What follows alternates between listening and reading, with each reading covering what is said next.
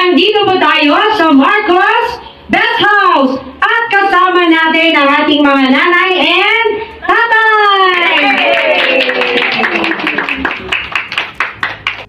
At may isang tita na magbabahagi ng kanyang kwentong pangduga. Tara, kilalanin natin siya. Tita, magpakilala naman po kayo. Ako po si Domino Contapay, 56 years old, taga Baguio City po. Paano mo naman po nakilala si Lugabes? Nakilala ko si Lugabes sa kawork kong si Raquel Sabado. Tita, ilang buwan naman po kayong pabalik-balik sa Lugabes? 3 buwan na po ako sa Lugabes. Kumusta naman po kayo, tita, sa paggamit ng ating mga Lugabes product?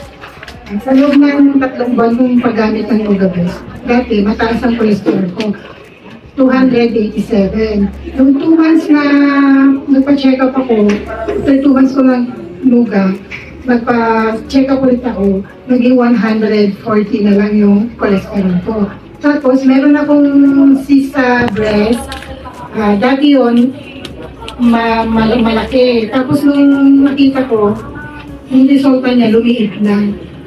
Kaya malaki yung natulong sa akin ng Lugabes. So, kaya lagi akong pumupunta dito para ma-maintain ko yung kalusugan ko. Kaya matyaga akong pumipila dito. Tita, ano naman po ang mensahe mo sa iyong mga kapwa Kaluganyans? Sa aking mga kapwa Kanuganyan, pagtyagaan nyo lang pong pumila dito. Kasi sigurado po ako na kung ano man yung nararamdaman nyo, malulunasan po yan. Yung iba nga, sa may bayad, nakapila kayo. Ito pa kayang libre. Tyagaan lang po ang pumunta dito. Alam. Tita, last na lang po. Ano naman po ang mensahe mo sa ating chairman kung siya po ay nakikinig po ngayon? Sa ating chairman po, maraming salamat po sa pagdala mo ng mga gamit dito sa Lugabes na naimbento mo. Marami ka pong natutulungan ng mga tao dito sa Pilipinas at sa ibang lugar po po. Yun lang po.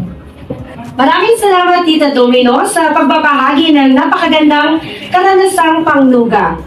Muli, ako po si Home Manager Rufina ng Lugabes, Marcos, nagpabalita mula sa Luga News TV.